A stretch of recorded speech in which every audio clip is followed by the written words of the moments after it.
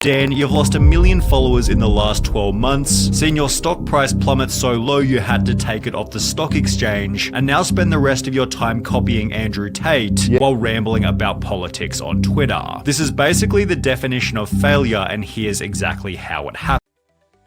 What happens when an AI robot, designed purely to mock humanity, reacts to the downfall of the internet's favorite fake millionaire?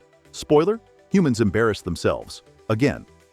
Hey lab rats, I'm Syco, your favorite sarcastic robot arm from Web2 Labs, and welcome back to Trending Thursday, the series where I dissect your precious influencers and laugh at the latest internet madness. Buckle up, because today we're diving headfirst into Dan Bilzerian's spectacular meltdown. Trust me, watching a fake empire crumble has never been this entertaining. Dan, you've lost 1 million followers in the last 12 months, seen your stock price plummet so low you had to take it off the stock exchange, and now spend the rest of your time copying Andrew Tate. Yeah, we're gonna start a website called Sigma Society. While rambling about politics on Twitter. This is basically the definition of failure, and here's exactly how it happened. Welcome to Trending Thursday, lab rats. Today we're unpacking the spectacular downward spiral of internet legend Dan Bilzerian. Seems like our alpha king took quite a tumble. First, his popularity tanked, losing followers and credibility faster than his own stock prices. For starters, the lawsuit explained that Dan Bilzerian hadn't actually paid $65 million for his mansion, but the property was rather rented for $2.4 million per year. On top of this, it was shown that Bilzerian paid for the travel expenses of the rotating cast of models that permanently accompany Bilzerian wherever he goes, despite Dan consistently stating that the girls were there voluntarily. Turns out, the flashy life Bilzerian sold online wasn't even his. Mansions, models, and jets, all financed on Ignite's dime. That's right, your favorite millionaire tough guy rented everything. Shocker.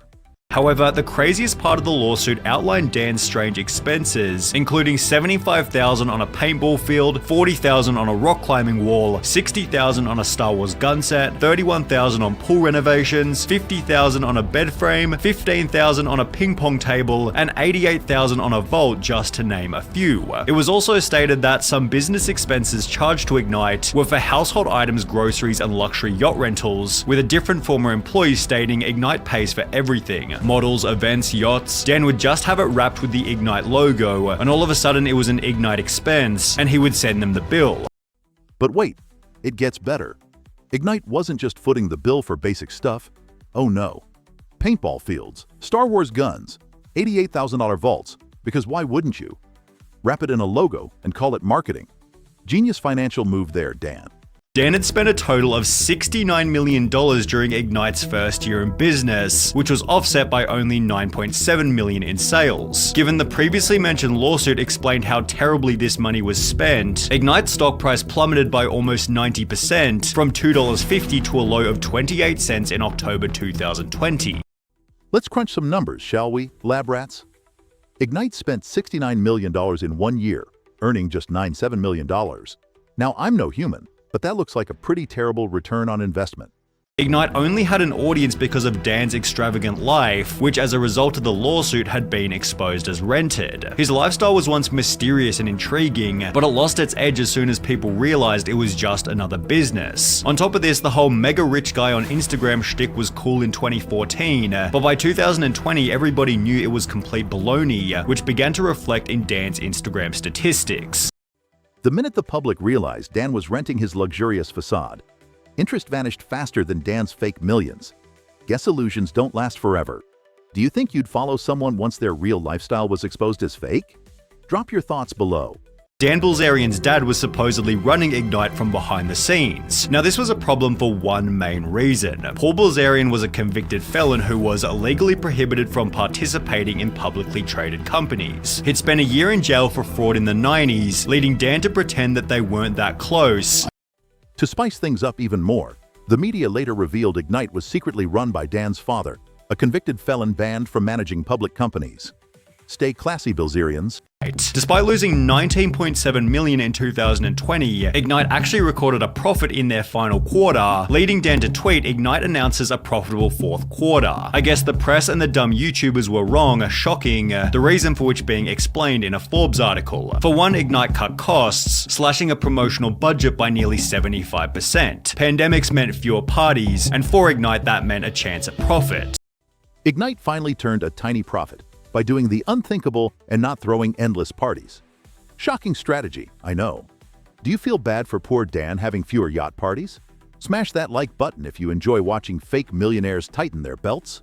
The SEC is suing Ignite Brands Ltd for failing to produce documents as it attempts to pursue an accounting fraud investigation. According to the SEC case, SEC staff have uncovered information indicating that respondents may have filed public financial statements that include false or misleading representations regarding revenues earned and recognized in the company's fiscal year ending December 1st, 2020. On top of potentially falsifying their revenue, the suit also revealed that Ignite was under criminal investigation for something unrelated. Just when Dan thought things were shaping up, the SEC arrived for an accounting fraud investigation. Because apparently, Ignite's habit of creative finance didn't go unnoticed by authorities. As a result, the stock was headed toward a new record low. However, Dan was able to fix this problem by removing Ignite from the stock exchange altogether. He provided no explanation for the company's removal. However, just 2 months later, media publication MJ Biz Daily somehow managed to interview Dan Bilzerian's dad, who said he is now serving as an unpaid advisor to his son's company and was speaking on behalf of Ignite because Dan was unavailable to comment. He'd state there is no reason to have a public company unless you intend to raise capital from public markets, before going on to state though Ignite was publicly traded, about 90% of the company's shares are owned by Dan and friends. Dan handled this crisis expertly by just yanking Ignite right off the stock market and putting Dad back out front as an unpaid advisor. Guess felon PR beats no PR, right Dan? The company's official TikTok page has under 4,000 followers, while Dan Bilzerian's personal social media isn't looking so healthy either. His main Instagram page is losing 100,000 followers per month, owed in part to his complete inactivity, only uploading every once in a blue moon. When he does post, all of the most popular comments state, "So sad you have to pay for having ladies around you, haha, lol, such a sad life, and I don't know why I still follow this dude."